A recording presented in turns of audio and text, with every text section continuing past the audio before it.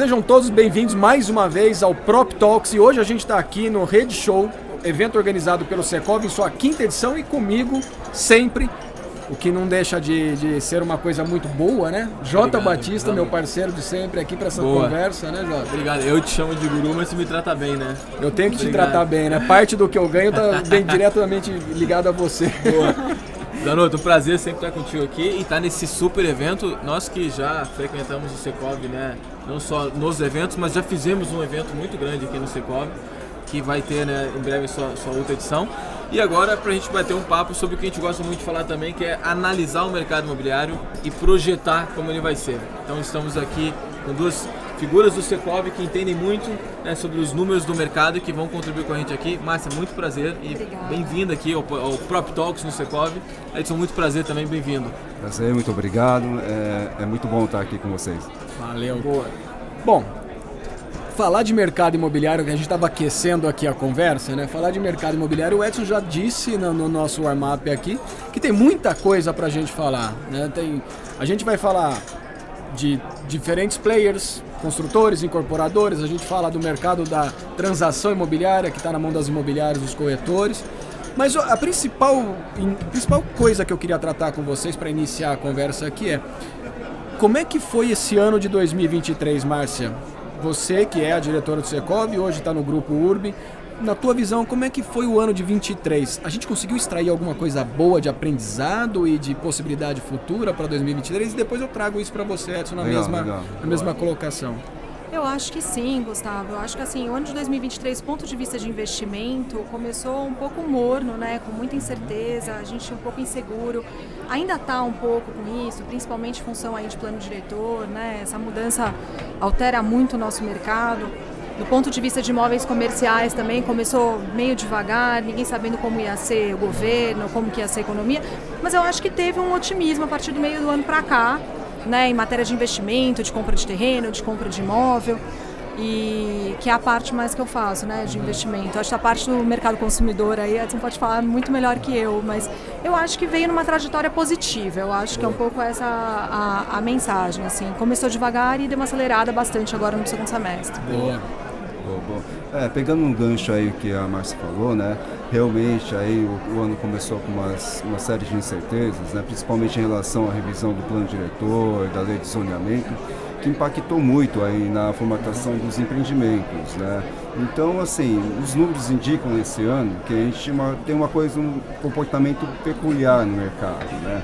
O que é? É que a gente está com uma queda de lançamento de 10%, né, esse período de unidades lançadas, mas em compensação a gente está com um aumento de vendas, né, então as vendas aumentaram 10%, né, e o que está resultando? Resultando aí numa queda de estoque de imóveis ofertados.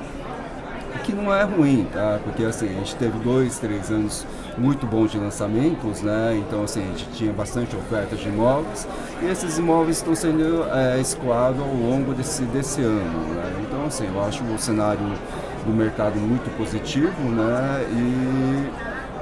E tá comportamento pro ano que vem, eu acho que vai ser também. Essa questão positiva que você traz, Edson, teve algum fator determinante para que isso tivesse esse aumento de vendas? Porque a gente vem acompanhando a questão da Selic, a Selic vem caindo bem pouco, ela não tem tido uma variação tão incrível como foi nos últimos anos, mas para você dizer que houve um aumento na questão de vendas, teve algum fator determinante? Olha, aí eu acho que é fundamento de marketing, né? Então, assim, a gente tem aqueles 5 P's no marketing, é preço, produto, né? Promoção. Então, assim, eu acho que os empresários têm conseguido colocar produtos adequados ao mercado, né?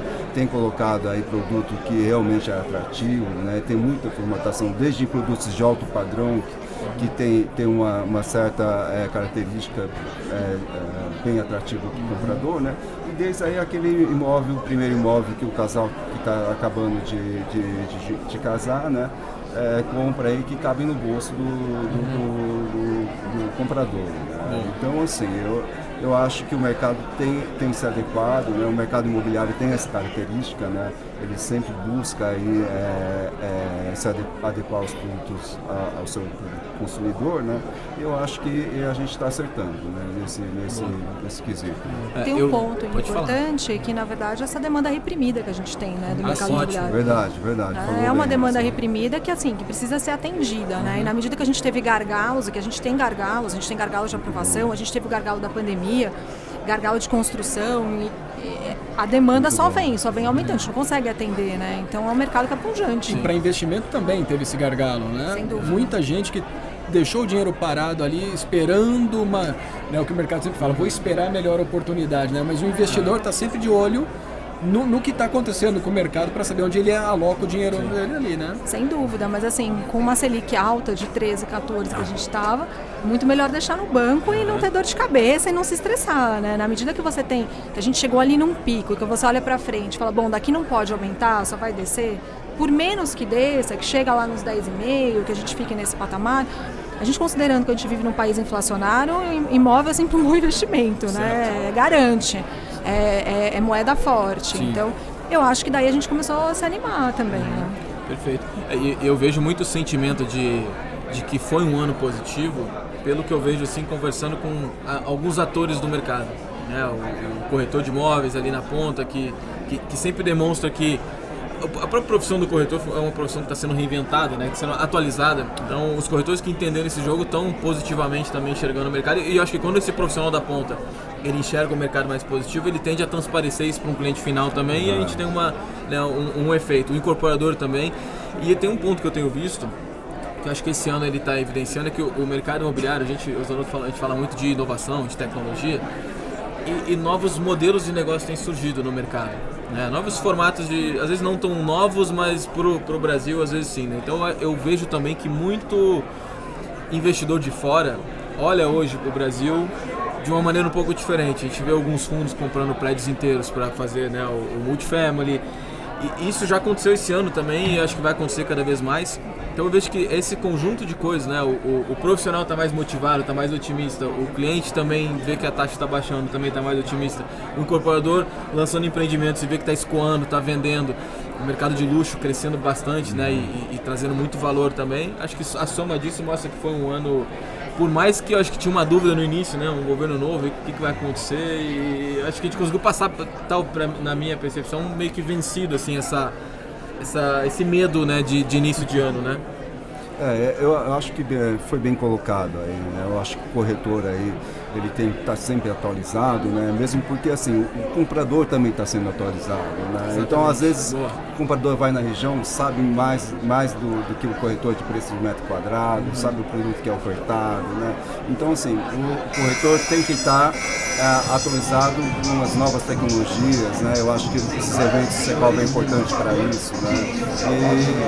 E nem você falou, né? Muitos produtos estão sendo colocados de formas inovadoras, né? Produtos de característica mista, né? Então a gente tem produtos comercial, residencial misturados, né? Tem produtos econômicos com produtos de médio e alto padrão juntos, né? Então assim, eu acho que o mercado está se reinventando e, que nem eu falei, né? Está atendendo a demanda, né? Só um ponto, talvez eu pudesse acrescentar em relação a essa questão da expectativa.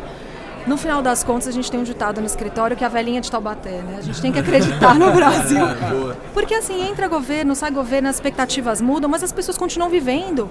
O déficit habitacional está aí, as pessoas precisam viver, a gente não vive dentro de um chip, né? Então acho que essa questão da expectativa que você ponderou realmente acho que é muito boa, né? Porque quando você começa no fluxo positivo, na ponta lá o corretor está falando bem, que o mercado está vindo cliente no stand, não está parado.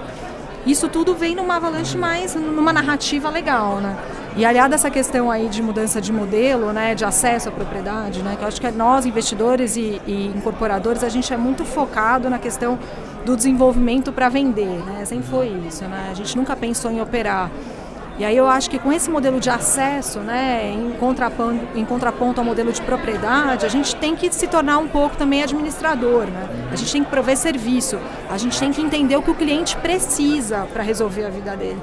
E isso, na verdade, assim, por um lado, a gente ficou com muito medo, eu acho, que a gente falou, putz, agora vai ser o quê do nosso mercado? Mas por outro, abriu uma avalanche de oportunidades, né? E é isso que você falou, quem sabe surfar, quem está atualizado, consegue aí trazer um monte de coisas, né? E resolver efetivamente a vida do cliente, fazer o job to be done, que tem que ser do imóvel, né? E você toca num ponto, Márcia, que eu acho fantástico, que é serviço. Nós somos acostumados no mercado, Edson, de sempre entregar produto. Então, assim, eu acredito que nos últimos 50 anos nós só entregamos produto. O empreendimento, produto. E essa massa de tijolo, areia e cimento só cresce, né?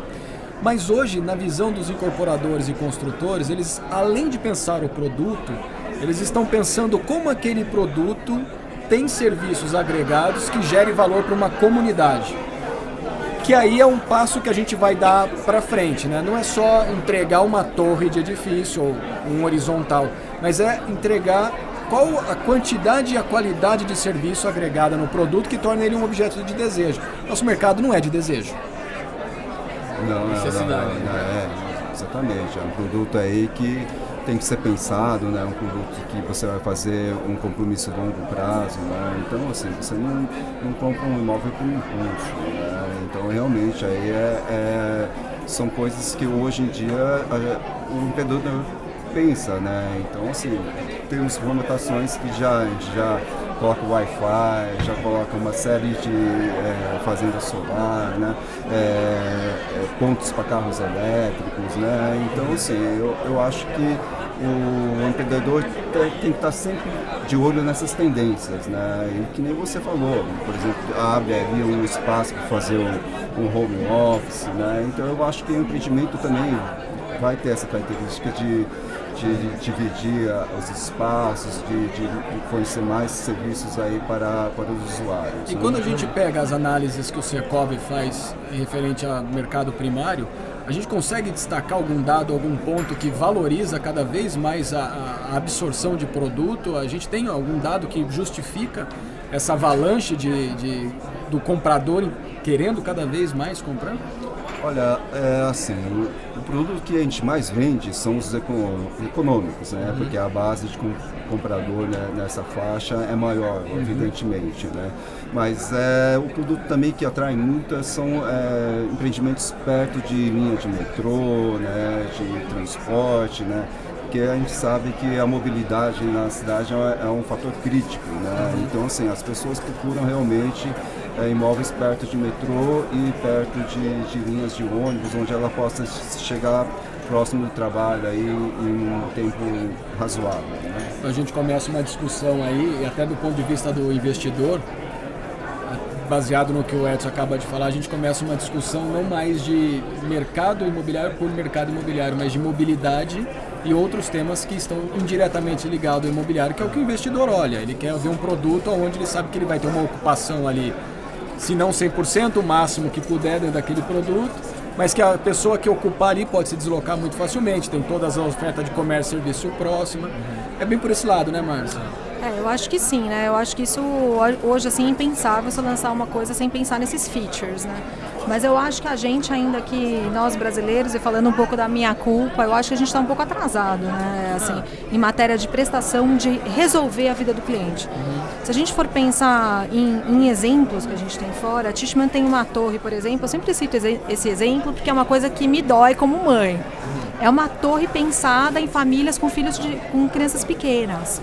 Então, além de você vender o apartamento, você provê ali uma infraestrutura básica embaixo, que as crianças podem fazer aula de música, que tem parquinho, que tem aula de esporte, e que resolve um problema da mãe, que é o leve e traz no dia inteiro, que assim, na verdade, o que eu quero dizer é, a localização do empreendimento num lugar de fácil acesso, ele resolve um pedaço que é o acesso, mas ele não resolve o problema de se me locomover. Então eu acho que a gente ainda como investidor briga um pouco com isso, sabe? A gente quer um pouco vender e sair do negócio. A gente não fica com esse olhar de operar ou de repente vender, né? Com esses serviços ou com coisas que efetivamente resolvam a vida do cliente como um apelo de venda. Né? Perfeito. E é uma exigência, eu acho, cada vez maior do próprio cliente e que de alguma forma isso vai bater em algum momento, né? E acho que daí a gente vai começar até a ter dados de tipos de empreendimentos que mais vendem, não só por tipologia, mas por tipos de empreendimento. Por exemplo, quando a gente fala do econômico, acho que é legal a gente falar porque o econômico agora esse ano, naturalmente, ele teve um boom. Virou.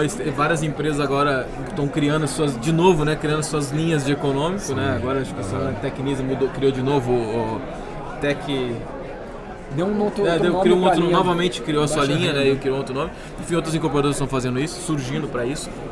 Mas uma coisa que a gente fala muito, hoje à noite a gente tem uma palestra que chama Construindo a Próxima Década, do imobiliário, que a gente aponta movimentos que estão acontecendo hoje que indicam uma tendência nos próximos 10 anos, né?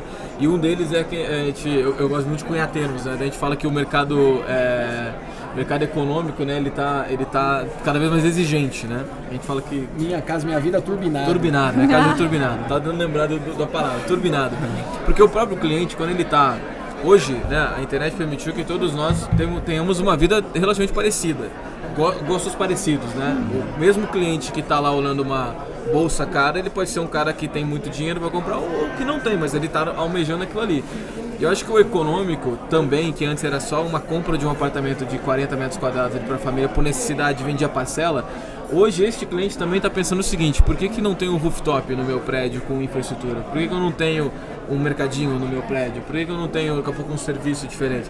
Eu acho que é um pensamento que o mercado hoje ele está tendo aos poucos, mas que muito em breve, e aí já falando um pouco de como é que a gente imagina nos próximos anos, vai estar na linha de análise, por exemplo, do Secov, esse tipo de empreendimento para diferenciá-lo de um empreendimento normal. Eu acho que isso é uma tendência, não sei se vocês enxergam também, mas é um movimento, eu acho que está acontecendo, né, de comportamento do próprio comprador, né, que acaba puxando, né, eu acho importante, né? Assim, a partir do momento que nem foi falado aqui, né? Não é uma compra por impulso, né? Então, assim, é um planejamento, né? Esses diferenciais vai impactar na decisão, né? Então, assim, um investimento que tenha um serviço ou algo nesse sentido, você realmente vai se destacar em relação aos outros, né? Então, acho muito importante aí, não só em empreendimentos de médio e alto padrão ter esse tipo de serviço, mas também na parte dos imóveis econômicos. Econômicos também.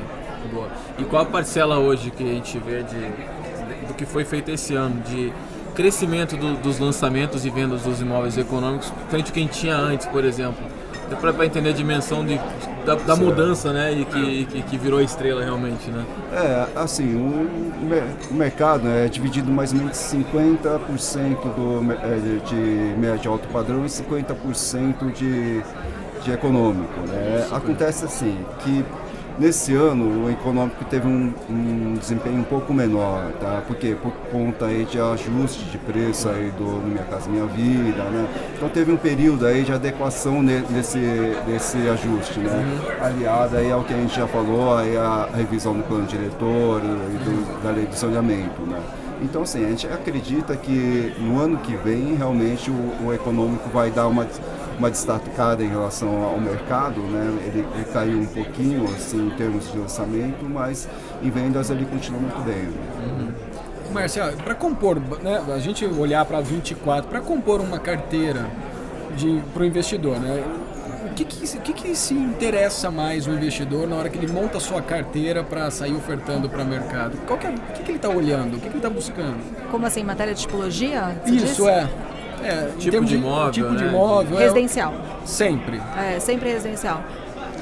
Eu acho que assim, para ofertar a gente sempre tem que pensar na maior flexibilidade, na maior reposição possível, né? Então você nunca vai imaginar unidades muito grandes nem muito pequenas, né? Você vai ficar num 2 quartos com uma suíte. Eu acho que quando você pensa em ofertar, você pensa em administrar uma coisa que você possa vender, alguma coisa que você possa alocar, você sempre vai pensar nisso. Uma unidade ali de 60, 80 metros quadrados, eu acho que é o carro-chefe, né? E os estúdios? E aquela onda dos estúdios que nós tivemos, principalmente em São Paulo, que foi exemplo para o resto do país? Eu me lembro que ali a gente caminhava em 2015, 2016 para 2017, aquela onda dos estúdios, todo canto da cidade tinha alguém fazendo estúdio. Ainda tem, esse ano a performance foi boa de estúdio novamente, né? Isso vai ser para 24 igual? A gente está vendo isso aí também? Eu acho que não, porque assim, o principal indutor desse crescimento de estúdio não foi efetivamente a demanda, embora tivesse uma demanda. Foi o indutor principal, aí eu acho que o Edson pode pontuar legal, mas assim, a meu ver, foi o plano diretor. Assim, o plano diretor da cidade induziu os incorporadores a fazer uma tipologia que a cidade queria, que é um apartamento pequeno, acessível, perto de ponto de transporte e que pudesse ser usado aí por uma pessoa solteira, um casal, uma pessoa que viesse para São Paulo para trabalhar, né? Então o que eu vejo é que não, é que eu não acho que a gente vai conseguir continuar desenvolvendo tanto estúdio quanto se fez. E aliás, em relação aos que ficaram, acho que a gente vai precisar pensar em empacotar de outro jeito aí, para ocupar, né? Para ocupar. Edson, como é que tá isso aí dos estúdios? Os estúdios ainda vendem bem, tá? Então, assim, é um produto atrativo, cabe no bolso, né? Então, assim, a formatação da família está mudando, né? Que a família nuclear de pai, mãe, 2 filhos está mudando, né? Então, assim, tem muita gente morando sozinha, né? Tem muita gente que prefere, aí, em vez de uma casa maior, morar perto do serviço, igual eu falei, né? Então, assim, o estúdio ainda é um produto atrativo, né? Mas tem alguns fatores que podem influenciar nisso, né? Por exemplo, o plano diretor está querendo aí restringir o tamanho dos estúdios muito pequenos, né? Então, assim, eu acho que vai ter uma série de fatores que podem influenciar nesse mercado no futuro, né? Então, mas, assim, eu vejo ainda que é um produto que ele não é uma moda ou algo assim, uma tendência e tal, né? Eu acho que é um produto aí que se fixou no mercado, né? Mas realmente, assim, o produto que mais tem participação é igual a Márcia falou, né? Aquele produto padrão de 2 dormitórios, né? Então esse é o produto que mais tem participação nas vendas, nos lançamentos, é o tradicional, né? Foi o que mais vendeu esse ano? Geralmente o 2 dormitórios é o que mais isso. É o que mesmo mais que o estúdio tenha acendido. Isso, mesmo com a participação do estúdio assim, o 2 dormitórios é um produto aí que o consumidor brasileiro gosta. E sobre Padrão, os estúdios, né? eu acho que é importante a gente pensar também que teve uma onda aí de adquirente de estúdio que era investidor pessoa física, que pensava muito em operar como Airbnb e tal. Só que assim, a dificuldade se impõe, né? Não é tão fácil fazer a operação de um apartamento ou de um volume pequeno no prédio que você tenha 2 ou 3 unidades para alocar. A menos que você se dedique a isso, você tem faxina, você tem entrega de chaves, você tem segurança, tem tudo isso. Então acho que também teve um pouco da desilusão do investidor, pessoa física que comprou para operar, sabe? Concordo. Eu até acho que a institucionalização do investimento imobiliário no Brasil ela vai começar a ser muito mais evidente agora. Como eu falei, até esses fundos estão vindo para comprar prédios inteiros e administrar. E eu acho que o próprio investidor, pessoa física, vai participar mais desses fundos institucionalizados do que ele, né? Do fundo imobiliário ou de algum outro formato, do que ele mesmo comprar, justamente pela sua dificuldade de operação. A rentabilidade ainda é muito boa, mas ela já começa a ser um desafio quando você tem muitas unidades sendo entregues, né? Eu concordo também, acho que foi muito pontual o que você falou, Edson, dessa mudança das famílias, né? A gente tem agora 2,76, 79 pessoas por família, que é um casal e um filho que às vezes não é nem um filho, é um pet, é uma planta, né? Não é um filho mesmo, né? É um cacto. É um cacto, né? Que é bom porque não precisa botar água e tal. Esse é bom pra mim. Então, e isso muda muito, né? Essa dinâmica. E uma série de dados, até de comportamento, né? Esse dia eu estava vendo uma pesquisa aqui, se eu não me engano foi até o TikTok que fez, eu sempre cito o TikTok, né? Eu falo que eu sou o TikToker, né? Porque o TikTok fez uma pesquisa dos usuários lá, diziam que eu não lembro o percentual, mas a grande maioria deles eram pessoas de 15 até 22, 23 anos, se não me engano, 25 anos, e que essa parcela, a partir dos 18, quase 80, 70% moravam sozinhos, né? Não eram casados, alguns sociais já eram casados. A maioria que morava fora da casa dos pais, né? Moravam sozinhos, que ainda a maioria acho que morava com os pais ainda. Mas é uma configuração que muda, né, o consumo do imóvel. Então acho que um imóvel pequeno, o compacto, a pessoa acaba acostumando a morar nele e aí acho que tem muito público, mas claro, há um cuidado, a gente tem que ver quando entregar tudo, né? Aí vai ser um desafio, até porque tem um incentivo também de revitalizar os imóveis do centro, e aí você normalmente pega um imóvel comercial e transforma em mais estúdios também. Acho que o plano diretor, ele, de certa forma, que ele tira de um lado, mas agora esse incentivo bota do outro, porque o centro vai virar, se tudo acontecer, tem 1 bilhão para ser investido no centro agora pelas incorporadoras. Vai ter muito imóvel sendo revitalizado e naturalmente vão virar estúdios também, né? Sem dúvida. Eu acho que a vitalização do centro é uma obrigação de todo cidadão, né? Então, assim, eu acho que o centro da cidade tem que ser aí o cartão postal, tem que ser onde se concentra aí a maior parte cultural, de comércio, de tudo, né? Então, assim, é uma judiação que está acontecendo com o centro, né? Então, eu acho que realmente aí trabalhar para a gente revitalizar o centro tem que ser uma obrigação de todo mundo, né? Eu quis trazer para essa conversa a questão dos estúdios e voltar ainda um pouco mais nesse tema pelo seguinte: São Paulo teve a onda que virou exemplo para o resto do país. Então você vai ao Nordeste hoje, Nordeste do Brasil, e você vê muito construtor que fez produto estúdio e está estocado. Ele achou que ali ele ia ter uma onda de investimento, pessoas ali fazendo a sua segunda moradia ou comprando esses estúdios para renda. E o que se observa hoje no Nordeste é o seguinte: a taxa de absorção é cada vez menor, ano a ano é cada vez menor. E quem lançou lá em 17, 18, 19 e vai entregar agora em 22, 23, né? Entregou em 22, vai entregar em 23, já está percebendo que essa é uma movimentação assim, pô, a conta para mim não fechou. Foi um investimento muito alto que eu fiz aqui na cabeça para depois chegar lá na frente eu não conseguir vender e trazer o investidor para perto. E aí, Edson, eu trago para vocês dois aqui, o que muito me conforta é que eu sempre dei um recorte no nosso mercado e olhei. O que vende realmente é o 2 dormitórios, é a configuração que a gente tem hoje. E eu trabalhei muito tempo dentro de empresas que o objetivo de negócio era o 2 dormitórios, e isso lá em 10, 11, 12, e agora eu estou vendo que a gente está voltando com isso. Marcial, quando a gente traz esse recorte de Brasil e a gente olha todo mundo estocado com uma tipologia única, e você vê a nova conformidade das famílias, né, diminuindo, e sempre o 2 dormitórios vai ser o produto padrão, a gente não vai fugir disso. Acho que não. E você vai ter sempre alguém interessado no 2 dormitórios ali. Acho que sim. Aí, Porque Edson, você sempre recebe uma sogra.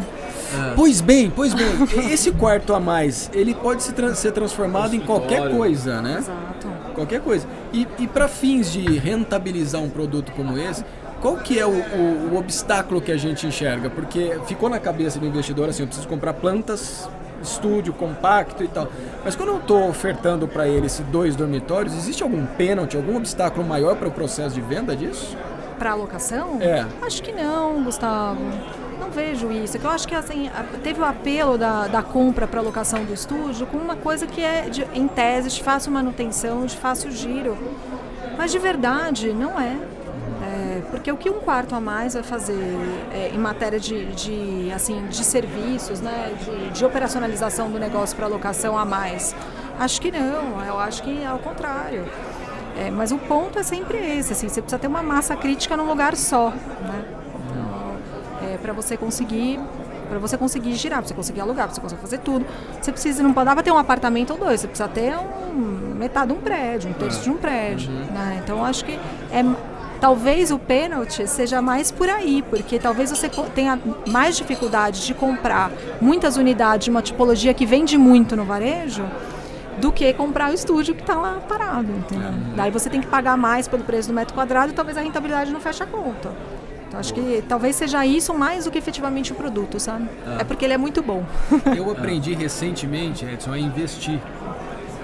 Nós que estamos no imobiliário, todos nós aqui há muitos anos, eu aprendi a investir recentemente. Então, assim, comprei um imóvel no interior, na época de pandemia, fui morar no interior, vi que a vida estava em São Paulo, dei o caminho de volta, vendi o imóvel lá, vim para São Paulo. Ao voltar para São Paulo, eu e minha esposa começamos a olhar o que havia de produto disponível para investir. Acabamos comprando de novo no interior, mas com uma visão de longo prazo, que vai ser a nossa moradia de aposentadoria. Mas a gente começou a olhar para o centro, e aí eu quero trazer de novo aqui, Edson, a conversa do centro, a revitalização. Nós começamos a olhar para o centro da cidade de São Paulo e compramos 2 apartamentos de 50 metros quadrados cada um. E falamos, bom, aqui é onde a gente vai ter a renda passiva. Porque a gente começou a enxergar que o centro estava passando por essa remodelação e muitos incorporadores indo para o centro.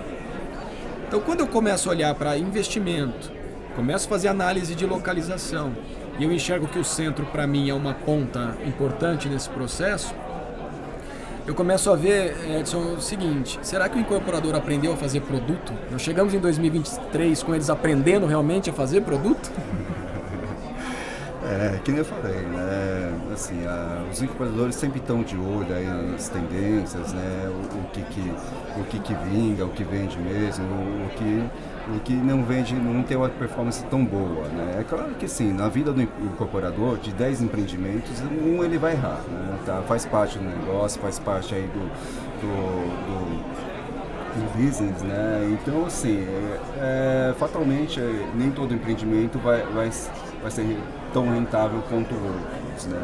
Agora, em relação ao centro, né, existe aí problemas também em relação ao plano diretor, né, que eu falei, tem a operação urbana centro aí que tem algumas modificações, né? Então, assim, tá meio complicado empreender no centro, principalmente aí em relação aos bens tomados, né? Tá. Então a gente tem bastante bem tomado no centro e isso acaba aí interferindo, às vezes, muito desproporcionalmente, né? Então, de repente, um bem está tombado, não é só o bem, é o entorno dele, 300 metros. Então, assim, não faz sentido muito você se tombar o entorno, né? Sendo que o que interessa é uma casa, né? Então, assim, tem muita coisa que pode ser melhorada, né? Para se investir mais no centro.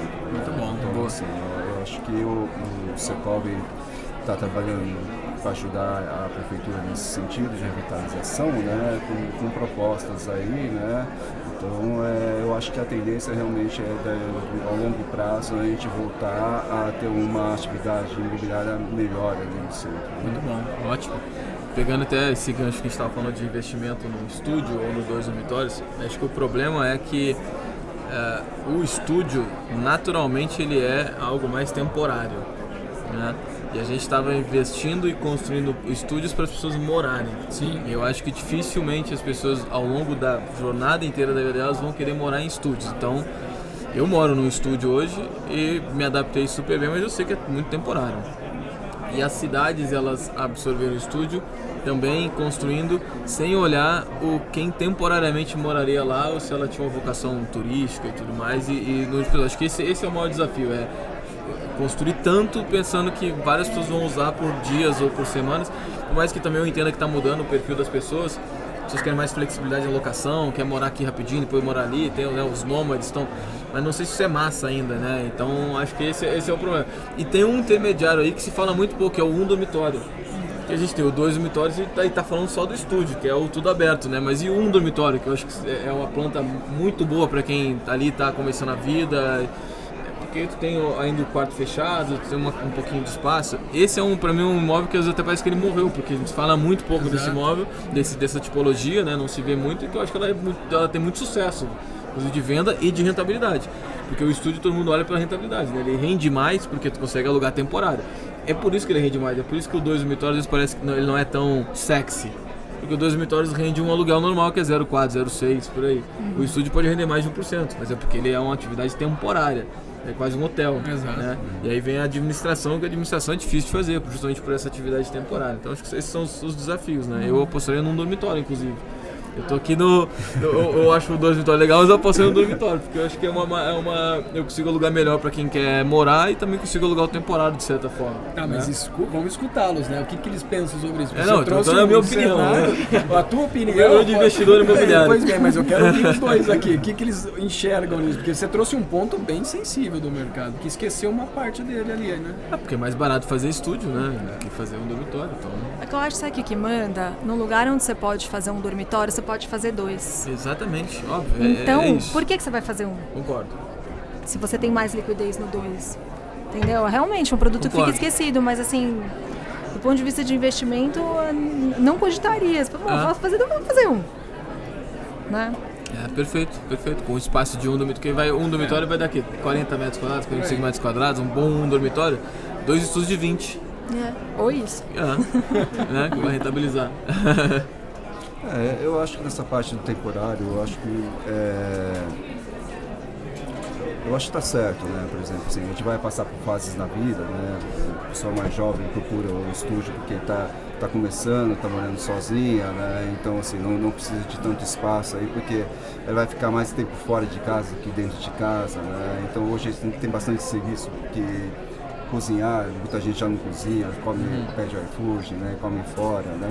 Então, assim, realmente vai atender uma parte da população mais jovem, mas também, em compensação, né, pode atender aí uma parte da população mais velha, né? Então, assim, vamos supor aí que a maioria da média da idade do pessoal que se divorcia é em torno de 55, 56 anos, né? Então, de repente aí a pessoa está começando uma nova fase da vida, não precisa de um espaço tão grande também, né? Então eu vejo assim que esse produto é bem flexível, né? Pode atender vários tipos de faixas etárias, né? E realmente assim, né?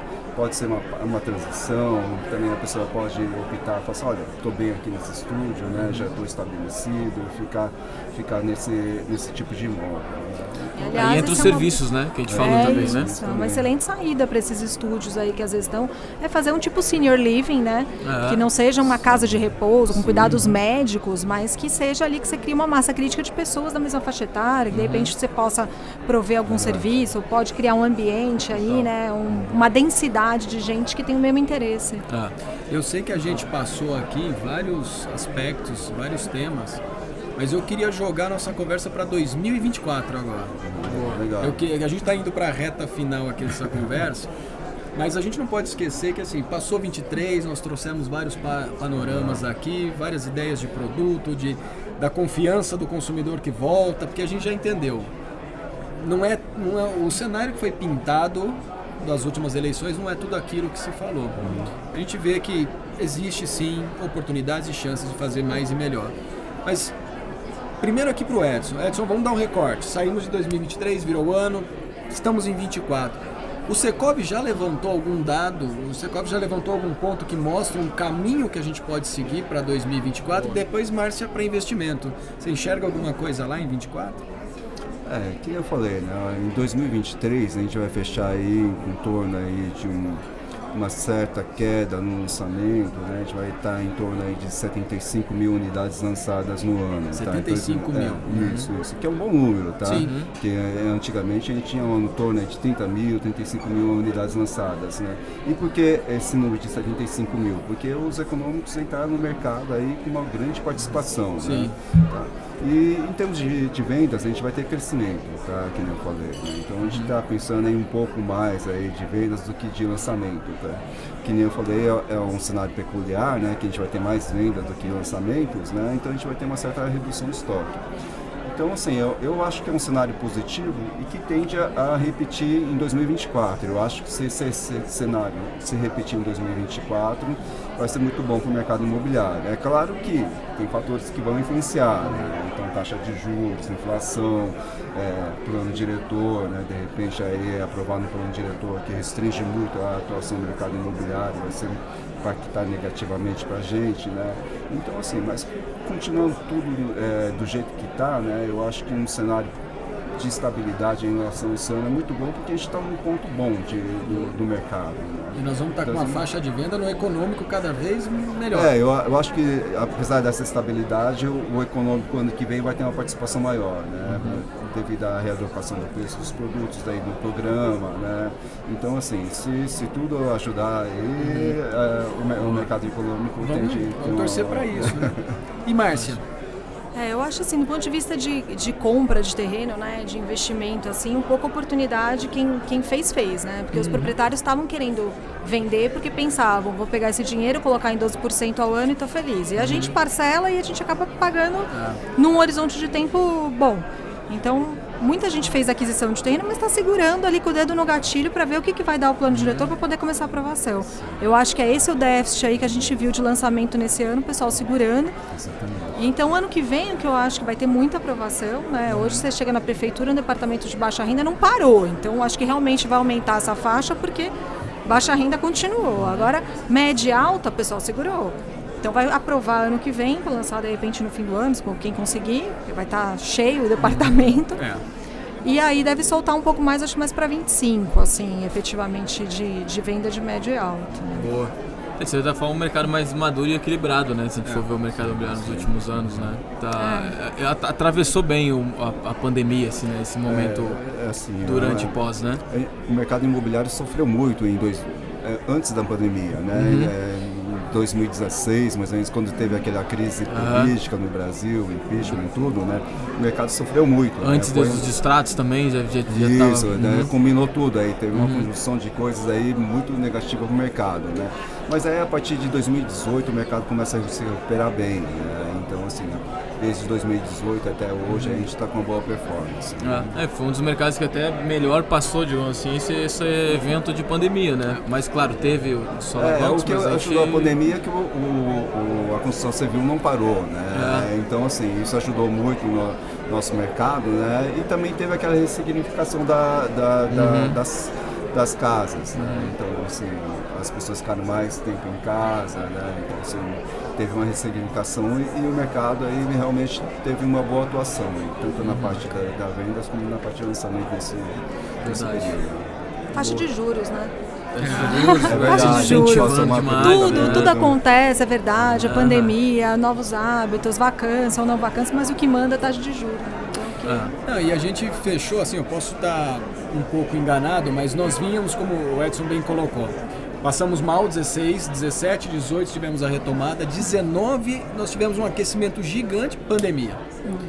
Ou seja, estávamos vendendo, pandemia desacelerou tudo, as pessoas ficaram recuadas, seguraram o investimento, enfim.